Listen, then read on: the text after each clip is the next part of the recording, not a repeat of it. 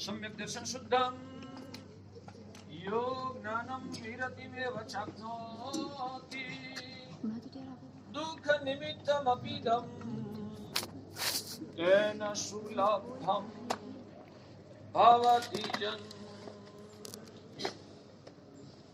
भाग्यशाली अनंत उपकारी परम करुणा सागर तारक देवादिदेव तीर्थंकर भगवंतों ने जगत के जीव मात्र के कल्याण के लिए धर्म शासन की स्थापना की है।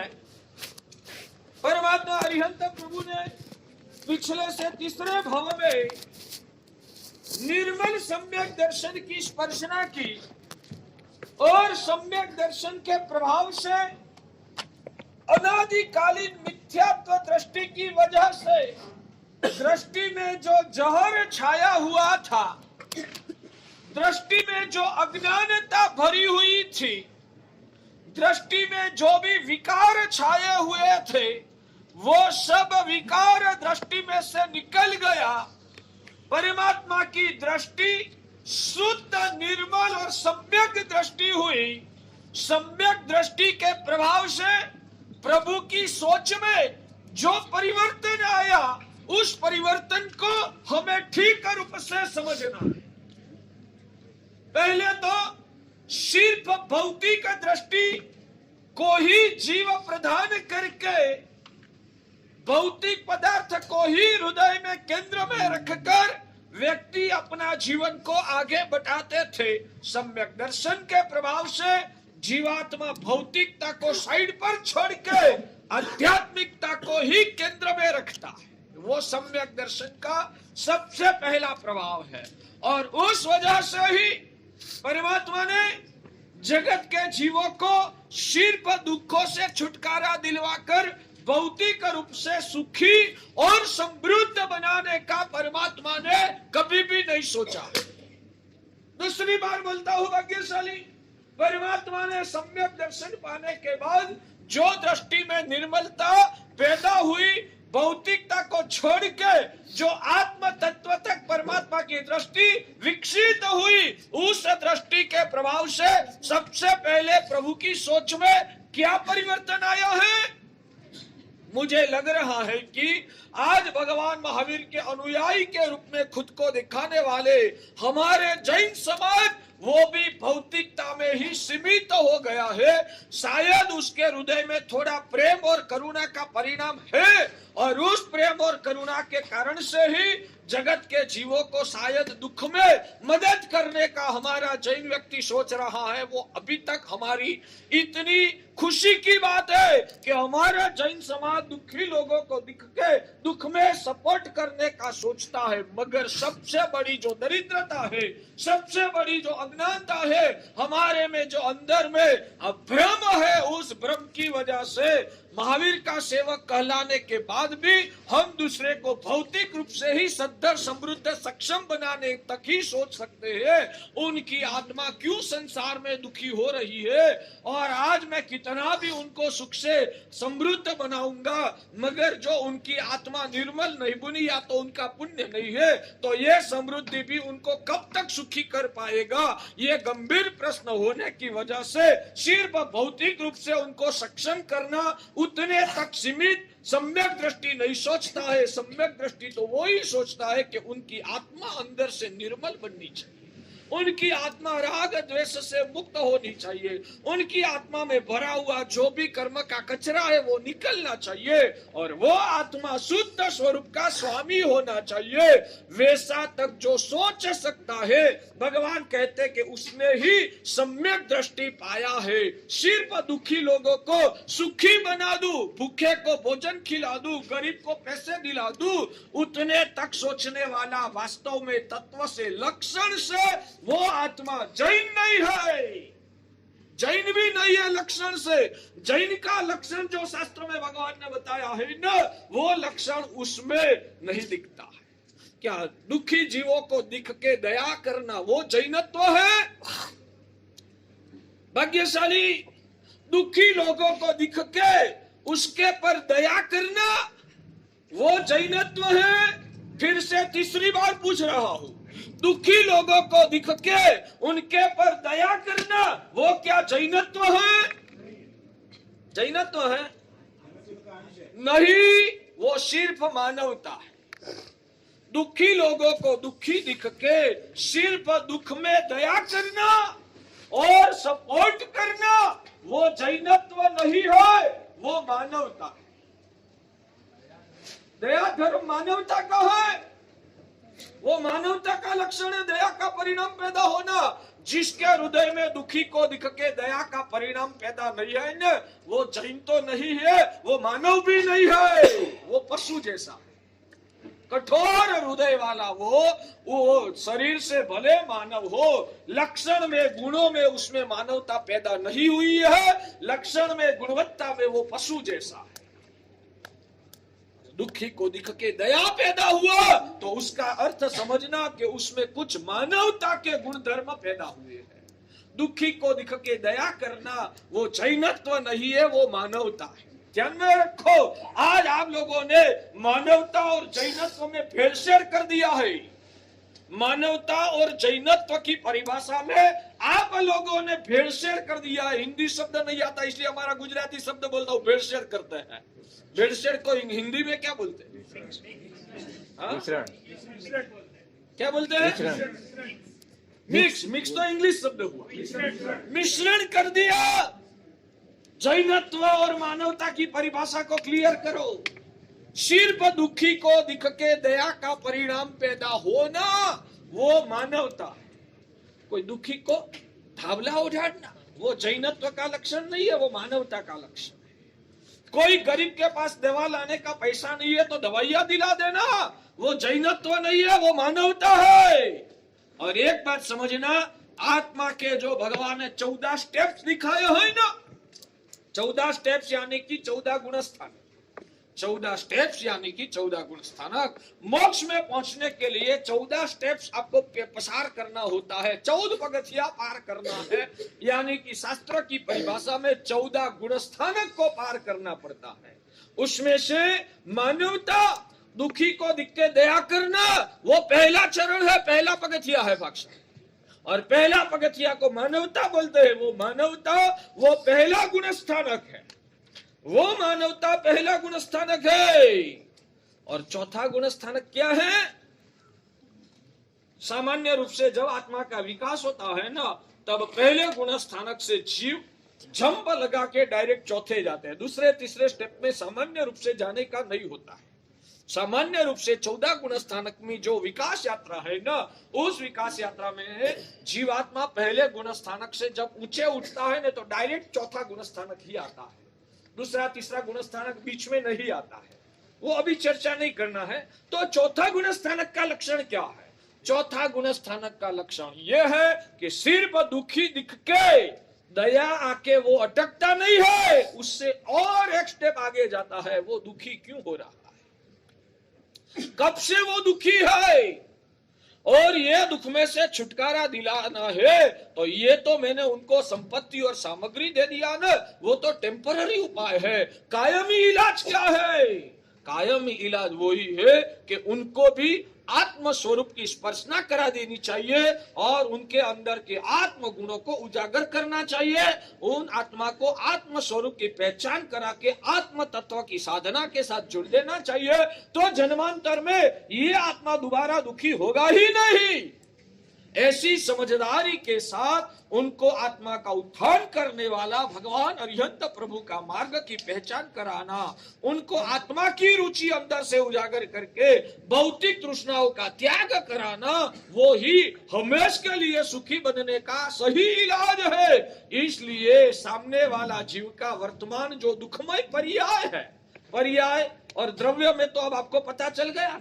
आत्मा है वो द्रव्य है और आत्मा की वर्तमान कालीन जो अवस्था है वो पर्याय है। मानवता में आया हुआ जीव सामने वाला जीव का दुख की अवस्था, दुख का पर्याय दिख के पर्याय में से बचाने का कोशिश करता है। और सम्यक दृष्टि आत्मा सोचता है कि पर्याय तो आएगा जाएगा, वो कोई पर्याय हमेशा टिकने वाला नहीं है, इसलिए अभी फिलहाल उनकी जो दुख की अवस्था है ना, उसको ज्यादा महत्व देके उसकी चिंता में ही अटक जाना नहीं है, मगर जन्मांतर में उनको कभी भी ऐसी हालत ही पैदा न हो, इसलिए उनकी आत्मा का ही उत्थान करा देना। वो भावना जो रखता है, उनकी आत्मा का स्वरूप की जो आत्मा चिंता करता है, भगवान कहते हैं कि वो आत्मा सम्यक दृष्टि है, और ये सम्यक दर्शन वो ही जैनत्व है भाग्यशाली।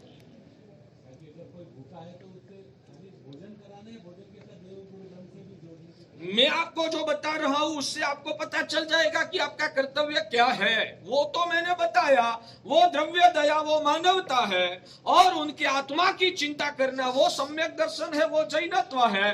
मानवता के भाग रूप आप उनको शायद भोजन, कपड़ा, दुख मिटाने का उपाय बताते भी हो न, तो भी उनका पुण्य है तो वो उसको सुखी करेगा, पुण्य नहीं है तो आपका देने के बाद भी कोई लूट लेगा, या तो वो ही उनको विपरीत परिणाम पाएगा तो और दुखी हो जाएगा। तो ये देने का जो पैसा, रुपया, संपत्ति, भोजन, दवाइयां देना, वो उनको सुखी करने का टेम्पररी इलाज है, वो कायमी इलाज नहीं है। कायमी सुखी बनाने का, कायमी दुख से छुटकारा दिलाने का उपाय वो है कि उनको आत्म धर्म की पहचान कराना। वो मैंने आपको बता दिया।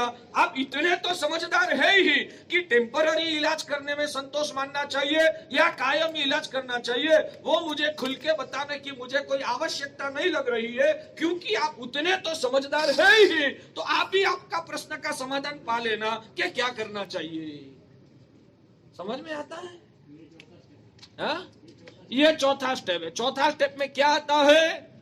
आत्मा को पहचानना, आज खुद में भी आत्मा की रुचि पैदा करना, और सामने वाले जीवों में भी आत्मा की रुचि पैदा करने का अभिलाष रखना, यानी कि उनका आत्मा का कल्याण की चिंता करना। क्योंकि आत्मा का कल्याण हो जाएगा तो अभी जिस दुख में वो फंसा है ना, वैसा दुख उनका कभी जीवन में अनंत काल में आने वाला ही नहीं है। इसलिए हमेशा के लिए ऐसे दुख से छुटकारा हो जाए, उस रूप में उनका आत्मा की संभाल करना, आत्मा की चिंता करना, वो जैनत्व है। समझ में आता है? मैं कभी कभी कहता हूं कि समाज में हमारे वहां एक प्रचलित सूत्र है, मानव सेवा वो ही प्रभु सेवा। यह वो अलग चीज है। मानव धर्म ही श्रेष्ठ धर्म है। मानव सेवा वो प्रभु सेवा, उस वाक्य को साइड में रखते हैं। मानव धर्म वो ही श्रेष्ठ धर्म है इस जगत में। वैसा मैंने बहुत बार सुना है। मैं तो उपाश्रय की 4 दीवार में ही रहता हूं, फिर भी मैंने ऐसा वाक्य सुना है कि मानव धर्म वो श्रेष्ठ धर्म। सही बात है ना भाग्यशाली? सही बात है ना? बस वो कचरा को दिमाग में से निकालना है। मैं आपसे पूछ रहा हूं कि भाग्यशाली, कि पहली कक्षा की पढ़ाई वो श्रेष्ठ है या कॉलेज की पढ़ाई वो श्रेष्ठ है? पहली कक्षा की पढ़ाई वो श्रेष्ठ है या कॉलेज की पढ़ाई जो है वो श्रेष्ठ? दोनों में श्रेष्ठ क्या है? श्रेष्ठ क्या, मैं उतना ही पूछूंगा। कॉलेज ही है ना, तो हम तो चाहते कि हमारा बच्चा को श्रेष्ठ से श्रेष्ठ पढ़ाना है, तो क्या पढ़ाना चाहिए? बच्चा को ही, 5 साल का बच्चा को भी कॉलेज में ही बिठा देना चाहिए। श्रेष्ठ है ना? श्रेष्ठ है ना? कॉलेज की पढ़ाई श्रेष्ठ है, तो बच्चा को पहली दूसरी कक्षा में क्यों पढ़ाते हो? बच्चा को कॉलेज में श्रेष्ठ ही पढ़ाना, नीचे वाला क्यों पढ़ाना?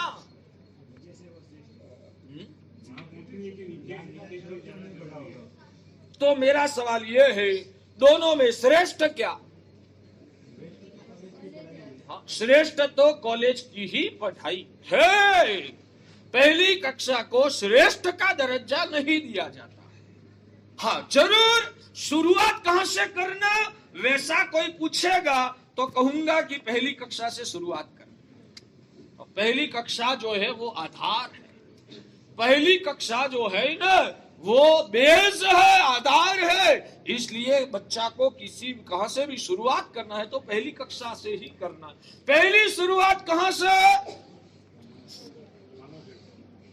पहली शुरुआत मानव सेवा से आप कहो, मुझे पसंद आएगा, मैं आपके साथ सहमत हूं। मैं आपके साथ सहमत हूं कि पहली धर्म की शुरुआत कहां से होती है? मानव सेवा से होगी, मानव धर्म से। पहली शुरुआत वहां से होगी, मैं आपके साथ सहमत हूं। मगर श्रेष्ठ धर्म कौन सा है? उसमें जो आपने ऐसा जवाब दिया कि मानव धर्म वो पहला धर्म है, मानव धर्म वो पहला धर्म है, वैसा आप बोलोगे, मैं आपके साथ। मगर मानव धर्म श्रेष्ठ धर्म है वैसा जो आप बताओगे, मैं बिल्कुल हरगिज आपके साथ नहीं हूं। क्योंकि मानव धर्म है वो पहली कक्षा जैसा है, मानव धर्म जो है वो पहली कक्षा जैसा है, और आत्म धर्म है वो कॉलेज जैसा है। मानव धर्म वो पहली कक्षा जैसा है, आत्म धर्म है वो कॉलेज जैसा है। हाँ, श्रेष्ठ तो कौन है? आत्म धर्म ही श्रेष्ठ है। मगर आत्म धर्म तक पहुंचना है तो शुरुआत कहां से होगी? शुरुआत मानव सेवा से होगी। मगर जिंदगी पर्यंत मानव सेवा ही करते रहेंगे तो आत्मा का उद्धार कैसे? मानव सेवा करने की मना नहीं, मगर जिंदगी पर्यंत मानव सेवा में ही हमें अटक के रहना है और उसको ही सर्वश्रेष्ठ धर्म का दर्जा दे देना, वो हमारी अज्ञानता है। समझ में आता है भाग्यशाली? तो द्रव्य दया वो मानव धर्म जो है वो द्रव्य दया स्वरूप है। बाल कक्षा के जीवों के लिए भगवान ने उसको मंजूरी दिया है, मगर भगवान ने उसको श्रेष्ठ धर्म का दर्जा नहीं दिया। और मैं ये बता रहा हूं कि सामने वाला को आप भौतिक रूप से कितनी भी सहाय करोगे, जो उनका पुण्य का सपोर्ट नहीं आएगा तो आपने दिया हुआ की हुई सेवा भी उनको विपरीत परिणाम आएगी। जैसे कि मैं आपको बताऊं, शालीभद्र जी की बात आपने सुनी है ना? शालीभद्र जी पिछले जन्म में क्या थे? एक गोपालक का बच्चा था। शालीभद्र जी पिछले जन्म में एक गोपालक का बच्चा था, गोवाड़ का लड़का था।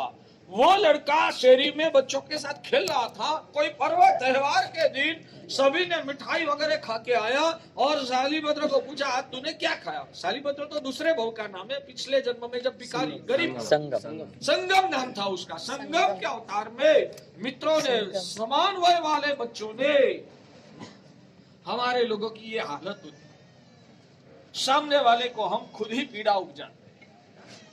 आप लोग ने सुख पाया तो उस सुख के बारे में आप क्या करोगे? चर्चा करोगे दूसरे के साथ। आप लोगों ने भाग्यशाली सुख पाया तो पाया हुआ सुख के बारे में आप दूसरे मित्रों के साथ जब साथ में मिलते हैं तब आपकी चर्चा क्या होती है? चर्चा क्या होती है? आप लोगों को पता है, आप आपका सुख की अभिव्यक्ति करके बहुत सारे कितने लोगों को दुखी करते हैं।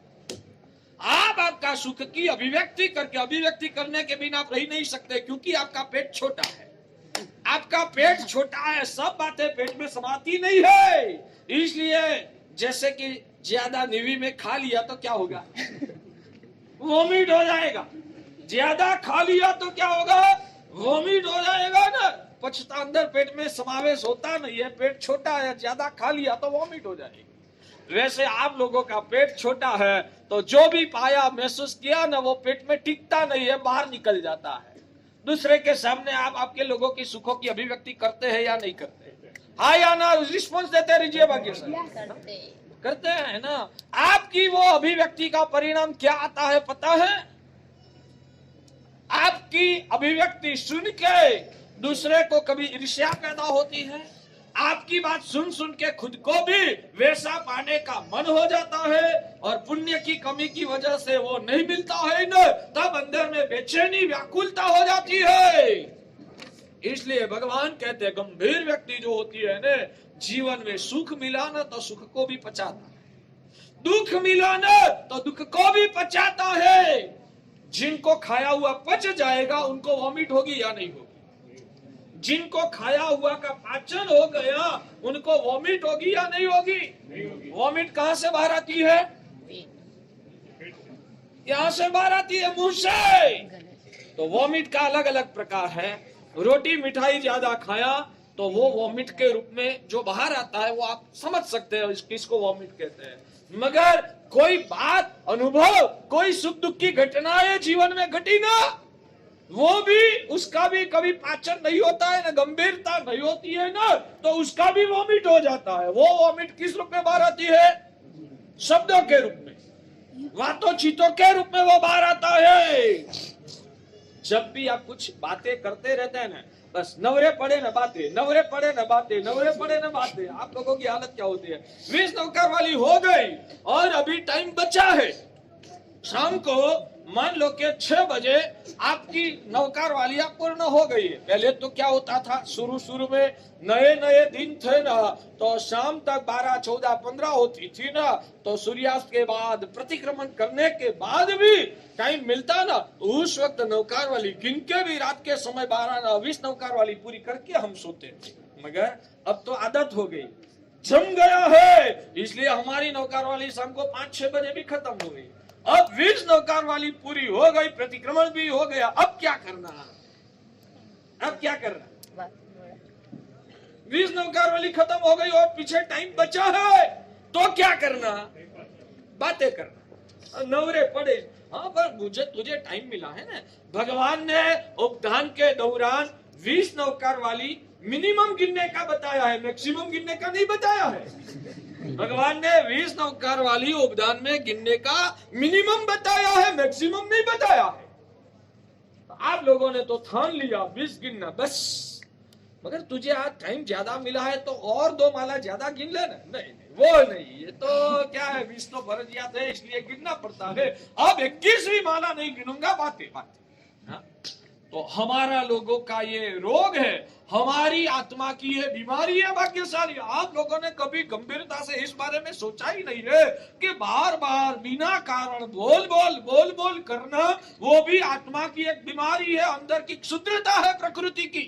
आपकी प्रकृति की उसको क्षुद्रता मानी जाती है शास्त्र की परिभाषा में। कितने आप छिछरे हैं, आपका पेट कितना छोटा है कि सब बातें अंदर टिकती नहीं है। नवरे पड़े यानी बातें करना, कोई काम की बात ना हो। आप आधा घंटा बात करो और मैं उधर आ गया, पूछा क्या बात करो, आप याद करना, मैंने लास्ट आधा घंटा में जितनी भी बात जिनके भी साथ किया, उसमें से काम की बात कितनी थी और नकामी बातें कितनी थी। आधा घंटा आपने कोई किसी के साथ बात कर लिया और मैं अचानक उधर आ गया और मैंने पूछा क्या काम की बात थी। आपने जो भी बात की हो अरस परस में, वो बात आप मुझे काम की बात कितनी थी वो अलग तारण निकाल के बताइए, और नकामी बातें कितनी थी वो बताइए। तो उसमें काम की बात कितनी होगी और नकामी बातें कितनी?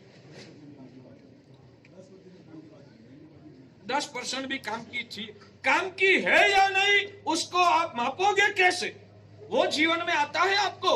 मैंने जो भी बात किया, या तो मैं अभी जो भी बात कर रहा हूं, उसमें काम की बात कितनी है और नकामी बातें कितनी है, वो आपको मापने का आता है? मापने का भी नहीं आता है तो 10% काम की थी वो आपको कैसे बताया? वो सीखो, यहाँ ये सब चीजें सीखना है आपका। मैं कहूँ दीक्षा लो तो बढ़िया, अच्छी बात है, श्रेष्ठ आदर्श वही है, ये जीवन साधना के लिए ही मिला है। मानव जन्म में आत्म तत्व की साधना करके भव का परिभ्रमण को मिटाना है, वो साधना यहाँ करना है। फिर भी मान लो अभी मैं थोड़ा नीचे उतर जाता हूँ, दीक्षा की बात साइड में रखो। संसार में भी आपको अच्छा जीवन जीना है, संसार में भी अच्छा जीवन जीना है, तो ये सब आपको सीखना चाहिए। काम का चीज क्या होता है, नकामी चीज क्या होता है, चीज के बारे में भी और बातों के बारे में भी आपके पास कोई मापदंड है? मुझे आप बता सकते हो कि काम की बात किसको कही जाएगी, नकामी बात किसको कही जाएगी? काम की चीज किसको कही जाएगी, नकामी चीज किसको कही जाएगी, वो आप मुझे बता सकते हैं? आप तो अनुभवी है ना सब, मेरे से भी बड़ी बड़ी उम्र वाले आप बैठे, ठीक है, आप भले बड़ी उम्र वाले होंगे मगर आप बड़ी उम्र वालों के साथ जीवन नहीं जिए। मैं भले छोटी उम्र वाला हूं मगर बड़ों के साथ में जीवन जिया। आप बड़े हैं मगर बड़ों के साथ जिए नहीं है। मैं बड़ा नहीं हूं मगर बड़ों के साथ जीवन जिया हूं। उन्होंने ये सब सिखाया है। आपको आता है सोहन जी, काम की चीज और नकामी चीज का मापदंड क्या, वो मुझे बताइए। आपका मुझे बताइए, आपके हिसाब से नकामी चीज किसको कहते हैं और काम की चीज किसको कहते हैं, उसका मापदंड बताइए। स्वार्थ में भी मंजूर है, आपके स्वार्थ के लिए भी काम की चीज और नकामी चीज की भेद रेखा बताइए। आपको बहनों को आता है? काम की चीज क्या और नकामी चीज क्या, उसका मापदंड, उसकी भेद रेखा आप मुझे बता सकते हैं बादशाह? विकास की जो बात करते हैं वो काम की चीज है, और जो भौतिक रूप में कोई काम की नहीं है और उसको समझ के बात करते हैं नकामी। नहीं, मैं तो भौतिक बारे में ही बता रहा हूं। भौतिक बारे में भी काम की क्या और नकामी क्या। मैं एक सादी भाषा में बताऊं, हमेशा ये चीज काम की है या नहीं है, उसकी खातरी करने के लिए आप एक बार क्रॉस चेकिंग करना। ये चीज मेरे पास नहीं होती तो मुझे क्या तकलीफ पड़ती, उसके बिना क्या अटक जाता, इतना ही प्रश्न जात को पूछना। आज तक ये चीज मेरे पास नहीं थी तो मेरे जीवन में क्या रुकावट आई, इतना ही प्रश्न जात को पूछना। और लगता है कि ये भी चीज नहीं थी तो भी मेरा जीवन चलता था, और शायद अभी ये चीज बहुत सारे लोगों के पास नहीं है फिर भी उनका जीवन चलता है, तो समझना कि यह चीज नकामी है। नहीं, दूसरी बार बोलूं,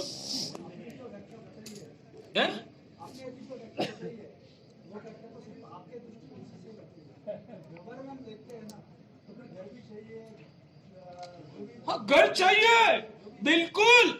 आपके पास आपका खुद का घर नहीं है, आपने आपके पास मान लो कि 5-50 लाख रुपए की राशि इकट्ठी हुई, पैसे कमाए आप, और आपका खुद का घर नहीं है, और आपने मेरे पास आके विनंती किया, मार्गदर्शन मांगा, गुरुदेव श्री संघ में उपास्य बन रहा है, आपने उपास्य की महिमा बताई है, मुझे सत्कार्य में वापरने का मन हो गया है, ये 25-50 लाख रुपया मिल गया है, तो क्या गुरुदेव मैं उपास्य में दान दे दूं? शायद आपने पूछा ना, मैं कहूंगा भाई ज्यादा से ज्यादा तुझे लाभ लेना है ना तो 1-2 लाख रुपया उसमें लिखा, मगर अभी तेरे पास तू भाड़े के घर में रहता है ना, तेरा खुद का घर नहीं है, आने वाली तारी पेटी को दिक्कत आ सकती है, तो इसलिए तू तेरा घर बना दे। मैं भी कहता हूँ, मगर आपके लिए घर जरूरी है, बंगला जरूरी नहीं। आपके लिए घर जरूरी है, बंगला जरूरी नहीं है। मैं आपकी परिभाषा में बात समझ में आता है? तो आज तक जो चीज मेरे पास नहीं था तो उसके बिना मेरा क्या अटक गया, वो प्रश्न जात को पूछना है। और एक बात समझ लेना, संतोषी सदा सुखी ये अनुभवियों का वाक्य है। संतोषी सदा सुखी ये अनुभवियों का, विद्वानों का, महापुरुषों का सुवाक्य है। और वास्तव में जो संतोष से जीता है ना, वो अंदर से हमेशा स्वस्थ रहता है। वास्तव में जो संतोष से जीवन जीता है ना, वो हमेशा स्वस्थ रहता है। जो असंतोषी है ना, उनको झुपड़ा था उसमें से फ्लैट बनाने की इच्छा, फ्लैट मिल गया तो बंगला बनाने की इच्छा, बंगला बन गया तो महल बनाने की इच्छा, महल बन गया तो अब चांद पर घर खरीद करने की इच्छा। आपको संतोष कभी भी होने वाला नहीं है। इसलिए हमारे वहां शास्त्र में लिखा, इच्छा हूं आकाश समा अनंतिया, इच्छा हूं आकाश समा अनंतिया। जैसे आकाश का अंत नहीं होता है, वैसे इच्छाओं का भी कभी अंत नहीं होता है। और जितनी इच्छा करते रहोगे इतना दुख बढ़ता रहेगा, जितनी इच्छा बढ़ती रहेगी उतना दुख बढ़ता रहेगा। आप लोग ज्यादा अच्छा खाना खा सकते हैं या मजदूर लोग ज्यादा अच्छा खाना खा सकते हैं? मजदूर लोग। आप लोग ज्यादा अच्छी नींद ले सकते हैं या मजदूर लोग ज्यादा अच्छी नींद ले सकते हैं? तो सुखी कौन? ये तो भ्रमणा है। हाँ, सुख का बेस क्या है? सुख का बेसिक परिभाषा क्या? खाना और सोना दोनों जिनका अच्छा वो सुखी। सुख की सही मायने में परिभाषा क्या? पहले आपकी लौकिक परिभाषा, खाना और सोना दोनों जिसका ठीक है वो सुखी, खाना और सोना दोनों चीज जिनकी डिस्टर्ब हो गया वो दुखी। बाद में कितने भी पैसे हो, आपका खाने का ठिकाना नहीं है, आपका सोने का ठिकाना नहीं। मगर जब तक दिमाग में मोह छाया हुआ है ना, जब तक दिमाग में मोह छाया हुआ है ना, तब तक आप ये सत्य नहीं समझ पाओगे। अंदर से भ्रमणा निकल जाएगी। बस खाना सोना मजा से जीवन जीना, आनंद में रहना, कोई टेंशन रखना नहीं। आपको टेंशन ज्यादा या मजदूर को टेंशन ज्यादा?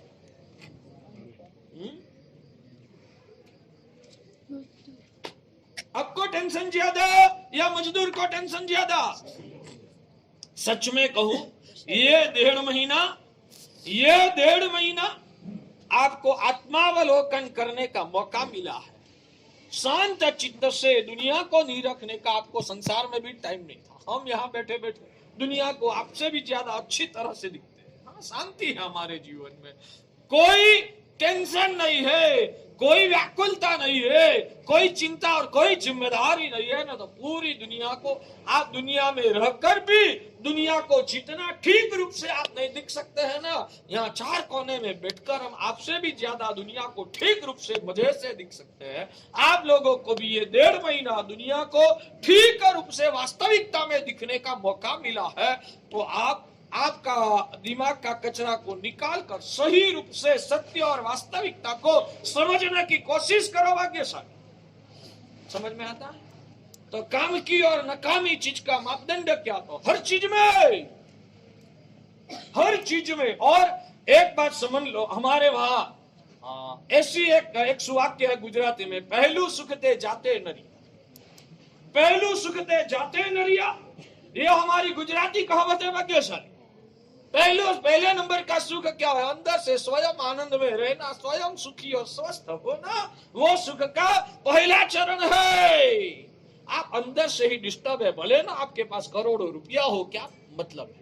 आप अंदर से ही जब बेचैन और व्याकुल है, अंदर से शांति और समाधि नहीं है, स्वस्थता और प्रसन्नता जब तक नहीं है, तब तक आपके पास कितने बंगले हो, कितनी गाड़ियां हो, कितने नौकर चाकर हो, अंदर से आप बेचैन है, तो ऐसे वैभव का भी मतलब क्या भाग्यशाली? मेरे हिसाब से आपको नहीं जमता है, मैं मेरी व्याख्या साइड पे रख देता हूँ। आपकी परिभाषा में आपके पास जो बाहर का वैभव है, अंदर की स्वस्थता नहीं है। बाहर का वैभव है वो ही पाने जैसा, संभालने जैसा है, उसमें ही सच्चा सुख पड़ा हुआ है। आप आपकी परिभाषा में भी मुझे ठीक रूप से समझाइए।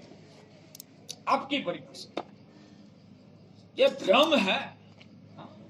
एक कुत्ता दौड़ता है ना, तो उसके पीछे दूसरे बहुत सारे कुत्ते भागने लगता है। उसका मतलब क्या है? एक कुत्ता ने भागा तो दूसरे सब कुत्ते भागने लगते हैं। हर कुत्ता बोलेगा हमारी दुनिया का ये नियम है कि एक कुत्ता भागता है तो दूसरे को भी दौड़ना। ये तो जिंदगी का कोई मतलब है भाग्यशाली? आज हम लोगों की हालत ये है, दूसरे का दिख दिख के रोते हो। और तकलीफ ये है कि आपका मान लो कि एंड आने वाला है ना, चलो वहां सामने की सीमा तक पहुंचना था, वो हमारा गोल था, वो पा लिया, बाद में स्वस्थ, तो भी मैं मान लूंगा कि चलो उन लोगों का एक तो डेडलाइन है, मगर मर जाओ तब तक आपकी डेडलाइन आने वाली नहीं है। यानी कि मर जाओ तब तक चिंता में और तृष्णा में ही पूरी जिंदगी सेकाते रहना है। सेकाते रहना बोलते क्या बोलते हैं? अंदर अंदर तड़पते ही रहना, मर जाओ तब तक तड़पते रहना। अभी 1 करोड़ के लिए तड़प रहा था, 1 करोड़ मिल गया तो अब 10 करोड़ के लिए तड़पते रहना, 10 करोड़ मिल गया तो 100 करोड़ के लिए तड़पते रहना, 100 करोड़ मिल गया तो 1000 करोड़ के लिए तड़पते रहना, 1000 करोड़ मिल गया तो 10,000 करोड़ के लिए तड़पते रहना। कब तक ऐसा तड़पते रहना? जब तक मर ना जाओ तब तक तड़पते रहना। तो ऐसे तो कोई जिंदगी है, कोई जिंदगी की मजा थोड़ी है बात। हाँ जरूर आपको 1 नहीं 100 करोड़ तक मगर आ गए, 100 करोड़ आ गया, बाद में मुझे तड़पने का कोई प्रश्न ही पैदा नहीं होता है। बाद में मैं मजा करूंगा तो भी मैं मान लेने के लिए तैयार, मगर वो भी आप लोगों के पास नहीं है। भोग की, भगवान कहते हैं कि साधना के क्षेत्र में प्रवेश करने के लिए सबसे पहले भोग की तृष्णा की लिमिट करो, तृष्णा को कम करो, तो ही अंदर की स्वस्थता पाओगे। जब तक भोग सुख की तृष्णा अंदर में चलती रहेगी तब तक आपको शांति और समाधि मिलने का संभव है। आज हमारे लोगों के पास आप जैसी समृद्धि भले ना हो, आज हमारे पास आप जैसी भौतिक समृद्धि भले न हो, हमको वो भौतिक समृद्धि की तृष्णा भी नहीं है, उसकी वजह से हमारे हृदय में बेचैनी भी नहीं है, उस वजह से हम अंदर से स्वस्थ, मस्त और प्रसन्न है। बस तृष्णा नहीं है, वो ही हमारी प्रसन्नता का मूल कारण है। और जब हमारे अंदर में ही प्रसन्नता का दरिया भरा हुआ है तो बाहर की समृद्धि से हमको मतलब भी क्या है? भाई बाहर की समृद्धि किस लिए पाना? पुण्यशाली, बाहर की समृद्धि किस लिए पाना है? मजा करने के लिए ना। बाहर की समृद्धि भरत भाई किस लिए पाना? मजा करने के लिए ना, मगर बिना समृद्धि मजा में ही रहते तो अब उस समृद्धि का मतलब क्या? बाहर की समृद्धि ताराचंद जी मूल तो मजा पाने के लिए ही ना, आपने मानी हुई जिस भी प्रकार की मजा हो, अंदर मजा महसूस करने के लिए ही समृद्धि का लिए पीछे भटकते हो ना आप। हाँ, समृद्धि क्यों बढ़ाना है? उससे मजा मिलती है इसलिए। हाँ, फर्नीचर क्यों बसाना है? मजा करने के लिए। शरीर को तगड़ा क्यों करना है? मजा करने के लिए।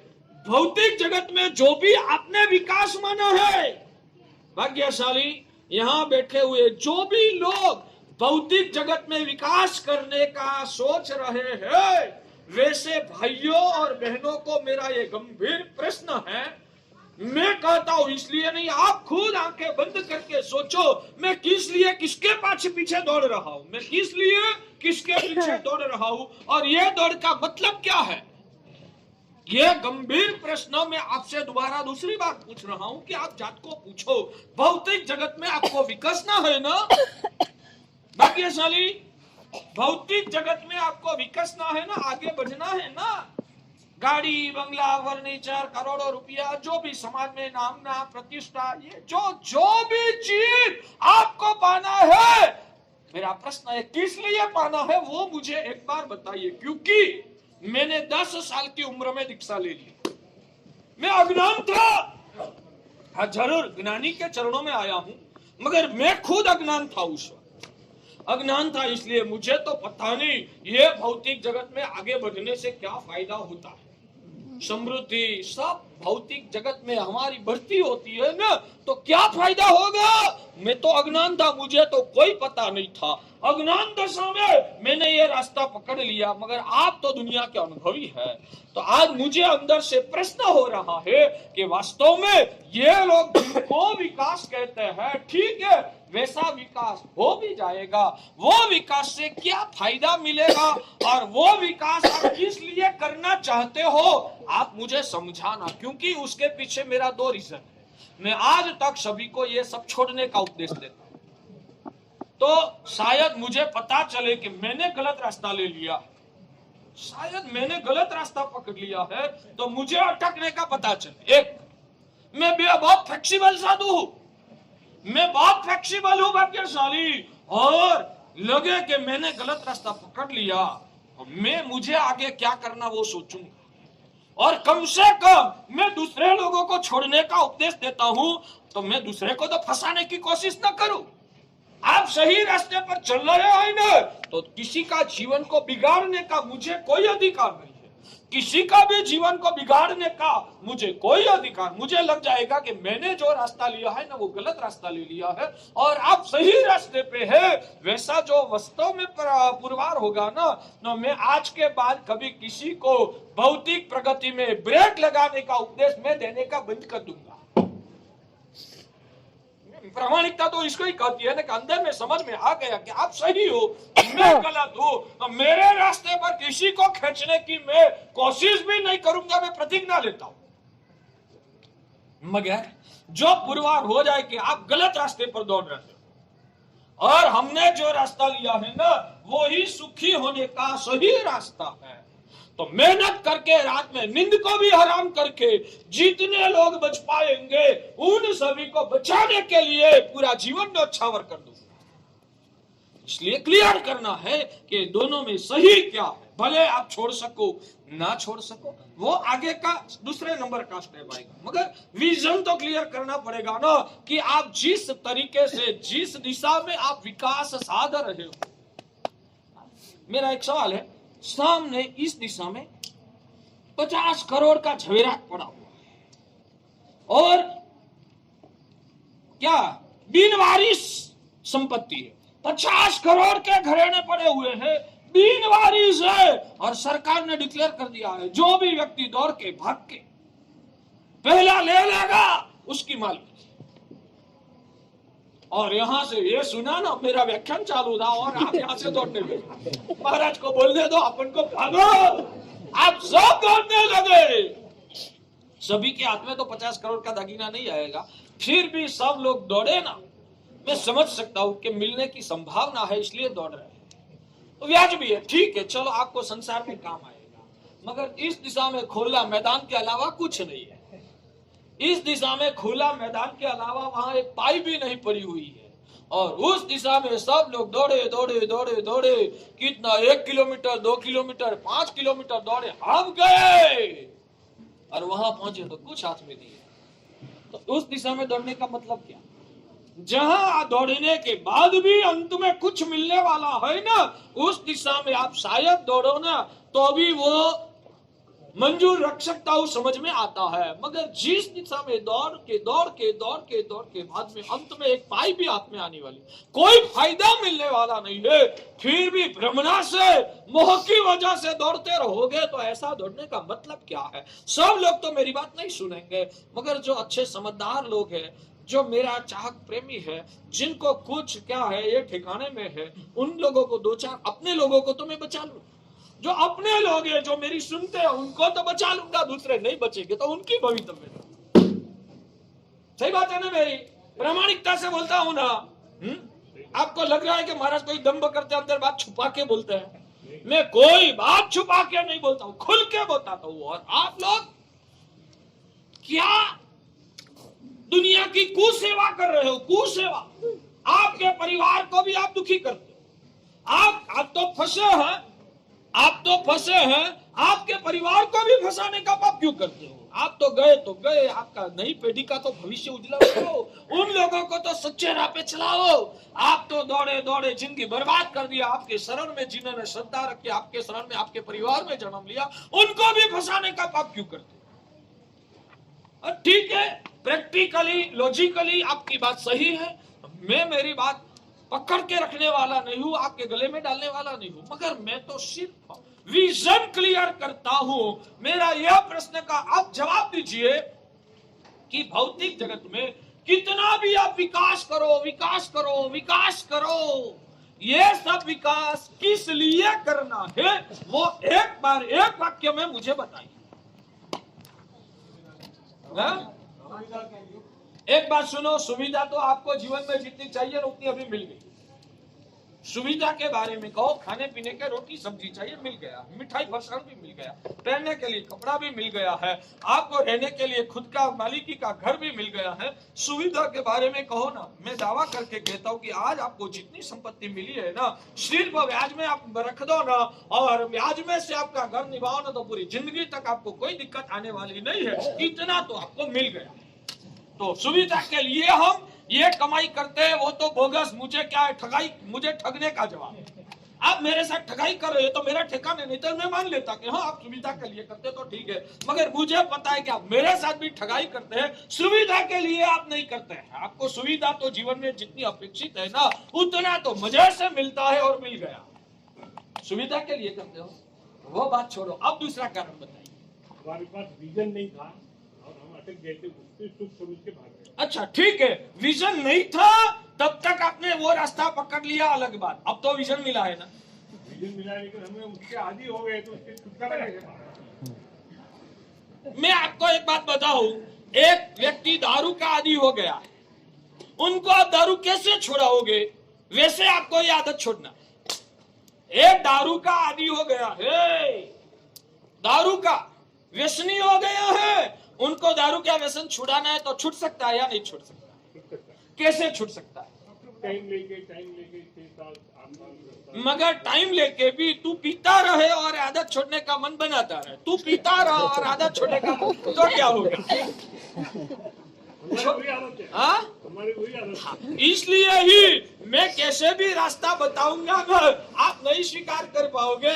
इसलिए ही मैंने बताया कि आप उस व्यक्ति को दारू की आदत कैसे छुड़ाते हो, वैसे आपको आपका संसार की आदत छोड़ना है। ठीक है, स्लोली छोड़ देंगे।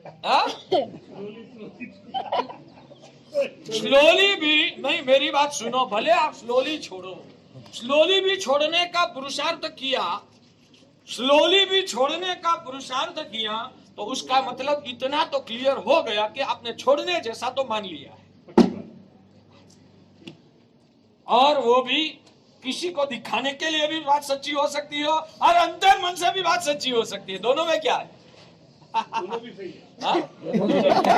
यानी कि दूध में और सूर्योदय में दोनों में पग रखता है, जो भारत की सरकार को भी खुश रखता है, जो नहीं एक मिनट, जो भारत की सरकार को भी खुश रखता है और जो पाकिस्तान की सरकार को भी खुश रखता है, दोनों को खुश रखने का कोशिश करता है, उनकी हालत क्या होती है बताइए। क्षमता भाव वाली बात छोड़ो, वो नई घर का नई घाट का पाकिस्तान की सरकार भी आपके पर विश्वास नहीं करेगी, इंडिया की सरकार की आपके पर विश्वास नहीं करेगी, दोनों आपको शंका की नजर से दिखने लगेंगे। उससे अच्छा तो ये है कि दोनों में से कोई एक को पकड़ के रखो।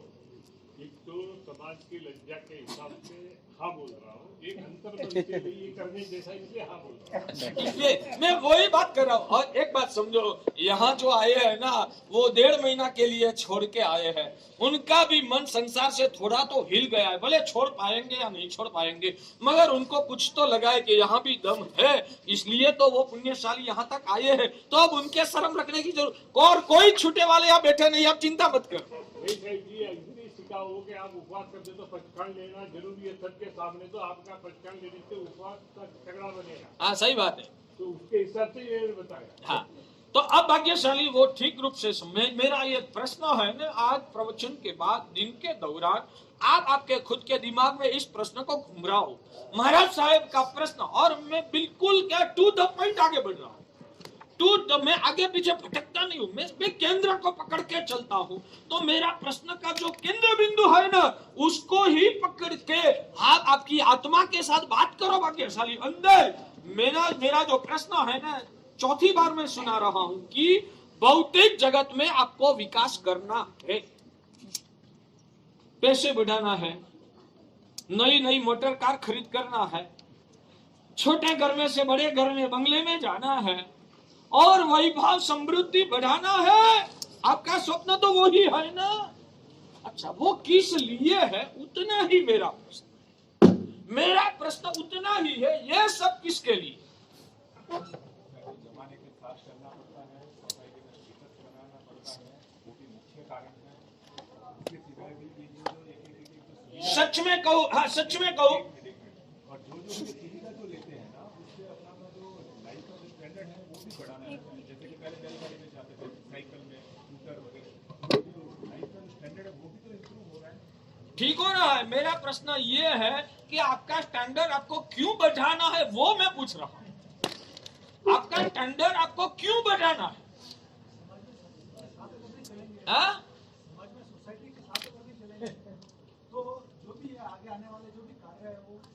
अच्छा, तो समाज में आपको आगे का कार्य क्यों करना है?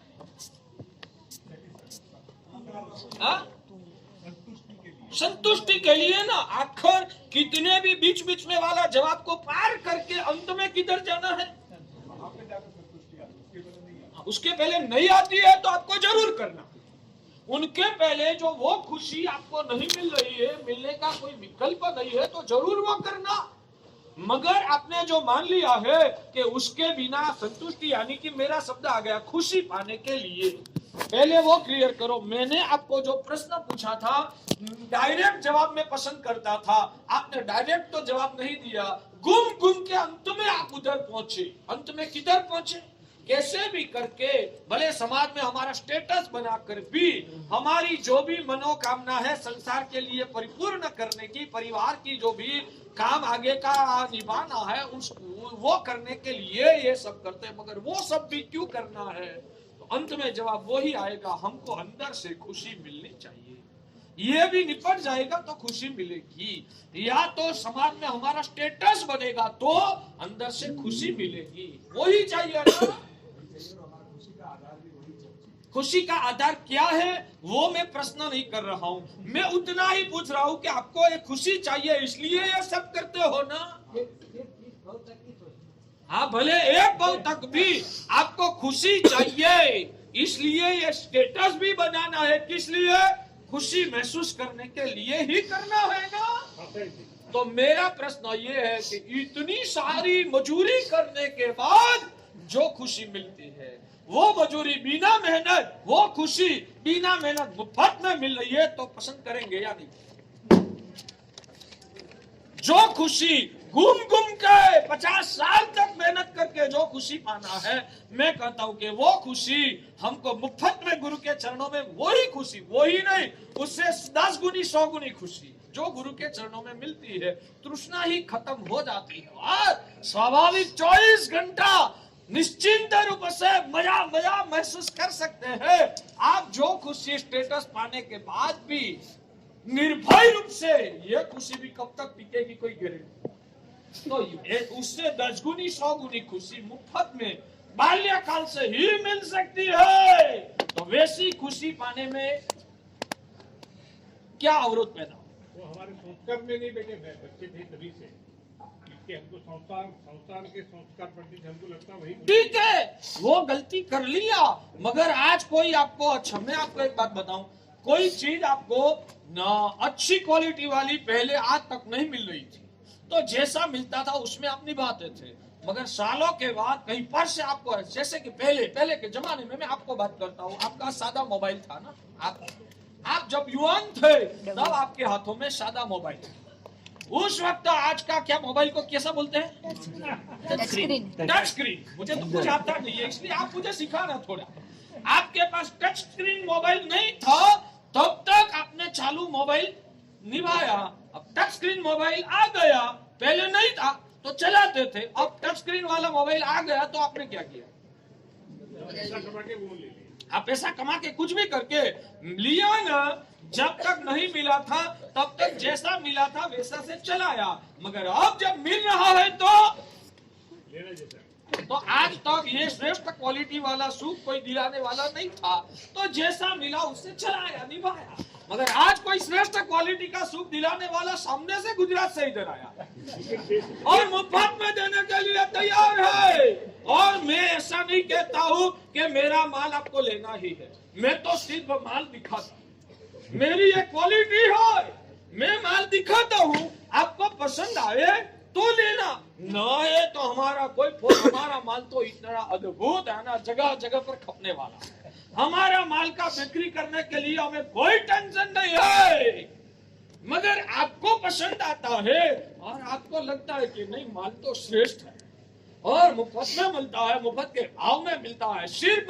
संसार की वासना को छोड़ दो और इतना अद्भुत मिल सकता है तो लेने जैसा आपको लगे तो लेना। मैं तो सिर्फ उसका क्या है कि गुणवत्ता आपको दिखाता हूँ कि हमारा माल ऐसा है, आप सोचो। और हम 60 साल वालों को भी प्रेम से रखते हैं, 70 साल वालों को भी प्रेम से रखते हैं। आप आओ, ये साधना का मार्ग है, आपको सहाय करने से हमको तीर्थंकर नाम कर्म उपार्जन हो सकता है, तो आपको लेकर संभालने में हमको क्या दिक्कत है? हमने निर्लेप रत्न महाराज को ले लिया, आपको पसंद आए भरत भाई तो आना। चलो शांतिलाल जी को पसंद है, हाँ? शांतिलाल जी को पसंद है। वो तो चेयर वाली पूरी टीम एक साथ में ही आएगी। पास में देख रहे हैं, हाँ? पास में देख रहे हैं। चलो भाग्यशाली बहुत गंभीरता से सम्यक दर्शन को निर्मल बनाने के लिए ये बात आज की जो चल रही है ना, गंभीरता से, हाँ खुल के, ऐसा नहीं है कि मन में विचारों को, खड़े होने वाले प्रश्नों को दबाकर स्वीकार करना है, वैसा नहीं, खुल के उसका कचरा निकालकर समाधान करना है। और सच में लगे, मैं कहता हूँ आप छोड़ ना सको दूसरे नंबर की बात, मगर अंतर मन से, नाभि से इस सत्य को कम से कम हृदय से प्रेम तो करो आप। नहीं, ये बात बिल्कुल जम रही है। आज लगता है कि आज मेरी आंखें खुल गई, लगता है कि श्रेष्ठ सुख ये है, ये पाने जैसा है, मेरी कोई मजबूरी होगी, मैं नहीं ले पाऊंगा, वो अलग बात, मगर अंदर से तो नाभि में से आवाज निकलता है ना, सीधा आवाज आना चाहिए, बीच में कहीं पर भी रुकावट नहीं होनी चाहिए। वो बीच में जो रुकावट आती है ना अज्ञानता की, वो अज्ञानता की रुकावट को साइड पे हटाकर अंदर से आवाज निकालना है, श्रेष्ठ सुख इसमें है। और लग गया कि नहीं सच्चा सुख इसमें है, मैं फंस गया। जैसे कि हाँ, ये मोबाइल वाली बात तो बता दिया मैंने कि पहले टच स्क्रीन नहीं था, जो था वो चलाया, मगर जब अब नई शोध निकली है और नई चीज हमारे हाथ में आ रही है, तो जूनी पुरानी चीज को छोड़ के अच्छी चीज को पसंद करना चाहिए।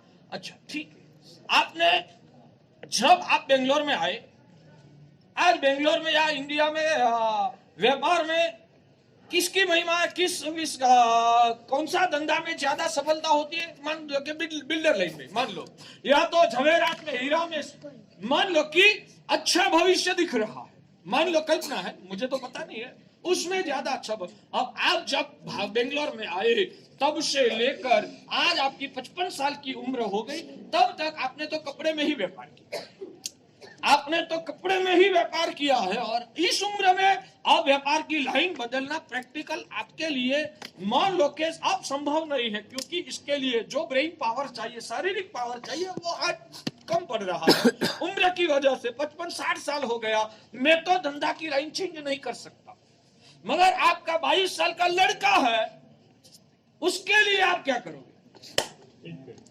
क्या बेटा, मैंने 22 साल की उम्र से आज तक कपड़े में व्यापार किया है, तू मेरा लड़का है तो तुझे भी कपड़े में ही आना पड़ेगा, वैसा आप आग्रह रखोगे ना? नहीं रखोगे तो क्या करोगे? जो अच्छी लाइन है उसको पकड़ने को। ठीक है, पक्का समझदारी के साथ जवाब दे रहे हो ना? मैंने जब लाइन लिया तब दूसरा कोई सोर्स स्कोप मेरे पास नहीं था, इसलिए मैं तो कपड़े में चला गया, मगर बेटा अब मुझे लग रहा है कि कपड़े की लाइन में भविष्य अपना नहीं है, तो तू झवेरी बाजार में या तो बिल्डर्स लॉबी में तू उसमें चले। मैं बस उतना ही कहना चाहता हूं कि आप जो सुख पाना चाहते हो, जिंदगी भर मेहनत कर करके जो सुख नहीं पा सकते हैं, वैसा सुख हमारी लाइन में मिलता है। बच्चे को इतना तो बोलो, मैं तो संसार की लाइन में फंस गया, मगर आज मेरी आंख खुल गई है, उस लाइन में, इस लाइन में तेरा आत्मा का भविष्य नहीं है, इसलिए मैं तो फंस गया, और अब मैं तो इस उम्र में दीक्षा नहीं ले सकता हूं, मगर तू मत फंस। ये लाइन सच्ची है, इतना कम से कम घर पे जाके बच्चों को कहोगे? कहते हैं हाँ? मुझे सब पता है, इसलिए ही मैं आपको और वास्तव में कहता हूँ, भाग्यशाली और कुछ कर सको या न कर सको, जो सम्यक दर्शन निर्मल हुआ है ना, तो अंदर से ये चित्र आप लॉजिक के साथ मन में स्पष्ट बिठाओ, और आपका कोई प्रश्न है, मेरी बात नहीं जमती है, मेरा फोर्स नहीं है कि आपको लेना ही, मगर आपको जहां कोई अच्छा माल आया है, कोई अच्छा माल आपके बेंगलोर में आया है, और वो माल लेना तो है, मगर मन में कोई संशय है, माल इतना अद्भुत और सस्ते में मिल रहा है, माल क्वालिटी में अच्छा और सस्ते में मिल रहा है, मगर मन में कोई डाउट होता है, ये कोई गड़बड़ वाली बात तो नहीं होगी ना, ये चोरी का, दान चोरी का तो माल नहीं होगा ना, मन में शायद ऐसे कोई प्रश्न होते हैं, तो आप क्या छोड़ के आ जाओगे? माल 50 लाख रुपए का माल 3 लाख में मिलता है, इसलिए डाउट होगा ही कि क्या दान चोरी का माल तो नहीं होगा ना, या तो क्वालिटी में तो कोई गड़बड़ नहीं होगी ना, मन में डाउट भी होता है, मगर दूसरी साइड में लालच भी है कि 50 लाख का माल 3 लाख में मिलता है, तो मैं कुछ सेटअप कर सकता हूं कि जिससे सरकार की धौंस भी मेरे पर ना आए, कोई नया प्रॉब्लम पीछे खड़ा ना हो, मगर ये माल 3 लाख में मेरे हाथ में आ जाए तो मालामाल हो जाओ। होता है मन में, और ऐसा मन में संशय होगा तो आप क्या करोगे? ऐसा संशय लग रहा है सामने वाले व्यापारी के साथ बातचीत में, आप क्या करोगे? पूरी तहकीकात करेंगे। हाँ? तहकीकात करके ले। तहकीकात का मतलब क्या? जानकारी पाएंगे, तहकीकात करेंगे। चलो आज मुझे एक नया शब्द सीखना मिला, तहकीकात करेंगे। फारसी शब्द है। हाँ, फारसी शब्द है, ठीक है। तो यानी कि हम जितने भी डाउट है वो डाउट खोल के पूछ के समाधान पाएंगे, मगर ऐसे तो माल को जाता नहीं कर सकते, ऐसे तो माल को छोड़ नहीं सकते। 50 लाख का माल 3 लाख में मिल रहा है और डाउट है तो छोड़ दिया, इतना तो आसानी से कैसे छोड़ पाएंगे? हाँ, बाद में खूब कोशिश किया फिर भी मेल नहीं जमा तो छोड़ देंगे, अलग बात, मगर पहले तो पूरी कोशिश करेंगे ना कि मेरे रेट में जम जाए, मेरे सब डाउट क्लियर हो जाए, तो ये छोड़ने जैसा तो नहीं है। तो आसानी से छोड़ना भी पड़े तो मजबूरी से अब नहीं जम रहा है और छोड़ना पड़ता है तो अलग बात, मगर ऐसे ही छोड़ के घर पे चले गए वो तो ठीक नहीं लग रहा है। मैं वैसा ही बोलता हूँ, मेरा जो माल है ना ऐसे ही छोड़ के मत चले, आप पूरी खातरी करो, जितने डाउट है क्लियर करो, और आपको पूरा संतोष देने के लिए जहां तक मेरी ताकत है तब तक ताकत लगा के आपका कचरा डाउट को निकालने की कोशिश करूंगा। और मैं प्रामाणिकता से कहता हूं कि यहाँ कहीं पर भी दंभ वंचना नहीं है। आपको माला माल करने के लिए मैं आया हूं, आपको सच में सुखी करना है। और मैंने जो 40 साल में महसूस किया, 40 साल के बाद यहाँ माल लेके आया, पहले नहीं आया। पूरी खातरी किया है, नहीं चीज तो टॉप क्वालिटी बाद में आया हूं।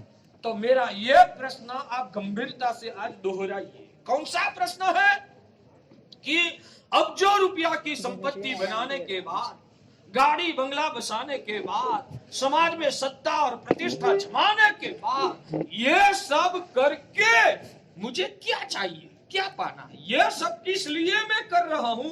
बीच बीच में वाला शब्द शायद कितने भी जवाब आएंगे कि मेरे संसारिक प्रश्नों को निपटाना है, समाज के साथ चलना है, वो सब आपके जवाब सही, मगर वो भी किस लिए करें? तो अंतिम जवाब क्या है?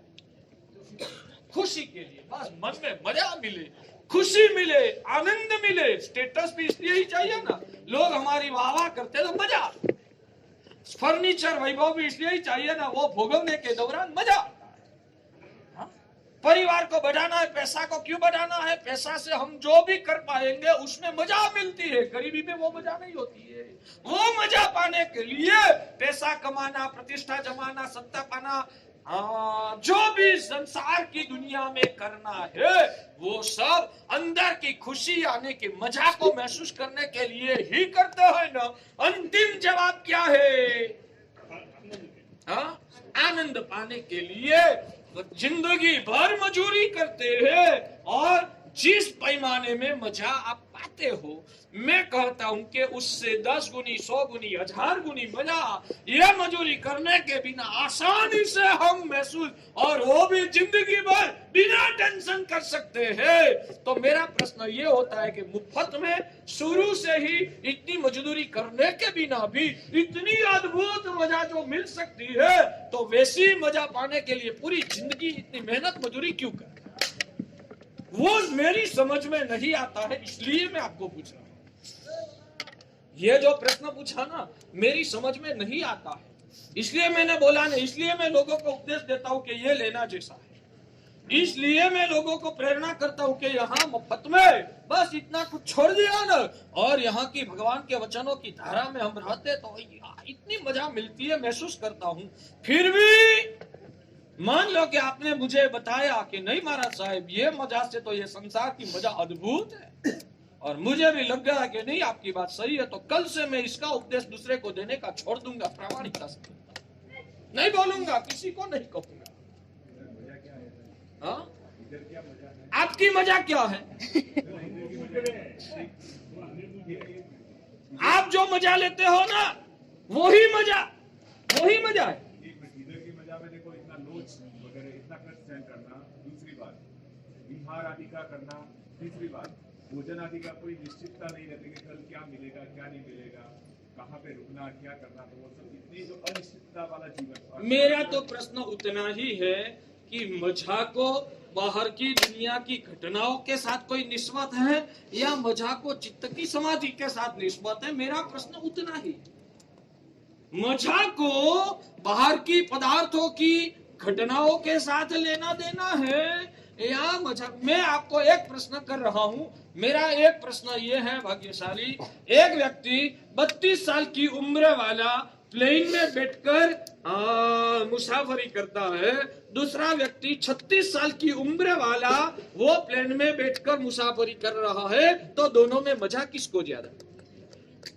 एक व्यक्ति 32 साल की उम्र वाला वो प्लेन में मुसाफरी कर रहा है, दूसरा व्यक्ति 36 साल की उम्र में प्लेन में मुसाफरी कर रहा है। तो मेरा प्रश्न ये है कि इन दोनों में ज्यादा सुख, ज्यादा खुशी किसको?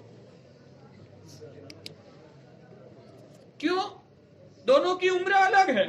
एक की उम्र 32 साल की है, एक की उम्र 36 साल की है, तो ऐसा क्यों? दोनों का समान कैसे कहते हो?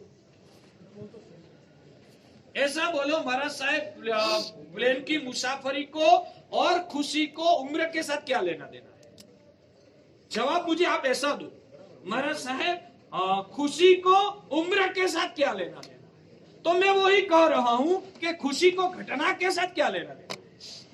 खुशी तो हमारे मन की समाधि की चीज है, उसको घटना के साथ आप जो मैच करने की कोशिश करते हो ना, वही पहले तो नहीं जमता। इसके लिए एक नई विचार रखता हूँ। बोलो बोलो बोलो।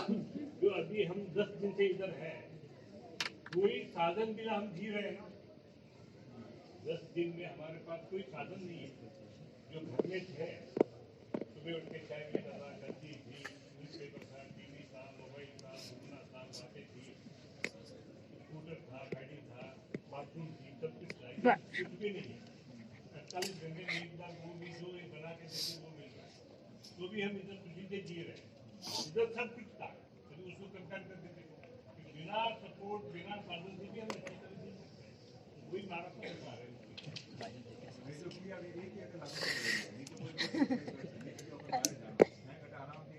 तो उसमें हम इतना खुशी से उधर इतना सब घूम के भी नहीं ना।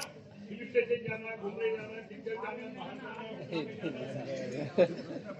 चलो एक बात बताऊं, हमको कोई सुबह उठ के शाम तक नौकरी करने के लिए जाना नहीं पड़ता है, हमको सेठ का मार भी नहीं खाना पड़ता है, आपको वो करना पड़ता है वहां खुशी कैसे? हाँ? धंधा करते गए। आज मेरी बात सुन, ये तो भगवान की कृपा है कि आपको व्यापारी बना दिया, नहीं तो आपको भी संसार में मजदूरी करनी पड़ती ना। आपको आपका पेमेंट फंस गया, उसकी कितना टेंशन रहता है, हमको कोई टेंशन, हमारा पेमेंट फंस गया। आपको आपकी घरवाली का विचार कुछ अलग होता है, आपका विचार अलग होता है, तो कैसा टकराव होता है वो तो आप हमको बताते नहीं हो, सब छुपाते हो। बाकी आपकी अंदर की मैं खोलने लगूंगा ना तो बहुत खुल जाएगा बक्साली। आपकी जो परेशानी है, लड़का भी आपका शायद नहीं सुनता है ना, तो ये दिमाग का पारा उछलता है, ये सब है परेशानी हमारे वहां। आप दिखते हो ना, इतने सारे शिष्य है, हमारा कोई टेंशन संकलेश दिख रहा है आपको? हमारे वहां ये जो मजा, और ये मजा को आप समझ नहीं सकते हैं ना, इसलिए ही उसका संसार का आकर्षण आपको फंसाता है। बाकी ये सही ढंग से जो दिखने का आ जाए ना, तो यहाँ से उद्यान छोड़ के घर जाने का मन भी आपको नहीं होगा। और मैं एक दूसरी बात बताऊं, आपको शरीर में बुखार आया है, और वो बुखार के दौरान डॉक्टर साहब ने बोला कि इसका इंजेक्शन लेना, और ये जो इंजेक्शन है ना 10,000 रुपये का इंजेक्शन, ये इंजेक्शन 10,000 रुपये का है, मगर बढ़िया बहुत टॉप क्वालिटी का इंजेक्शन। एक बार लिया ना, आपका बीमारी मुल्क से चली जाएगी। आप क्या करोगे? क्या करोगे? अरे इंजेक्शन क्यों लेना, उसमें कोई मजा होती है? ये इंजेक्शन लेने में मेरा प्रश्न यह, कोई मजा होती है तो क्यों लेते हो? और मुफ्त में मिलता है तो ठीक, 10,000 रुपया का खर्च करना क्यों तैयार हो जाते हो? और वही इंजेक्शन बाजार में एक ही अवेलेबल है, वही इंजेक्शन बाजार में एक ही अवेलेबल है, और दुकानदार ने अभी तो क्या है, महंगाई और क्या बोलते हैं उसका, गरज का भाव काला बाजार में 16,000 देना पड़ता है। बहुत सारे लोग खरीद करने के लिए तैयार है, 10,000 का माल के लिए 16,000 खरीद करना पड़ता है। आप क्या करोगे? दे दोगे? अरे एक तो पैसा खर्चना और शरीर में सुई लगाना, जानबूझ के सामने से डॉक्टर कहते हैं कि नहीं भाई नहीं, आप कहते हो नहीं साहब कैसे भी करके मुझे ही दे दो। क्यों इतना आप सामने से दौड़ के डॉक्टर को काला वाला करके, काला बाजार करके 10,000 का माल का 16,000 देके भी आप क्यों सुई खाते हो?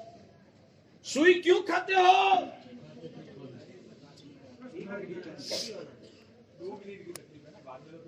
तो हमारे तो आधा घंटा की तकलीफ है, क्या ज्यादा तकलीफ है? पूरी जिंदगी मजा मिलती है। आज तक मेरा 80 लोच हो गया, 40 साल में 80 लोच 82 लोच मेरा हुआ। 80 लोच, एक लोच का आधा घंटा, 1 घंटा गिनो तो टोटल कितना घंटा सहन करना पड़ा? 80 घंटा यानी कितना हुआ? 24 घंटे वाला 3 दिन 3.5 दिन जितना सहन किया, मगर जो 3.5 घंटे दिन जितना इतना कष्ट सहन करके इतनी मजा मिल रही है, तो ये मजा को कौन छोड़ेगा? मूर्ख होता है वही छोड़ता है। ज्यादा से ज्यादा सहन तो इतना ही करने का हुआ ना, 80 घंटे का। 80 घंटे का दुख सहन करने में पूरी जिंदगी की मजा मिलती है, तो कौन छोड़ेगा?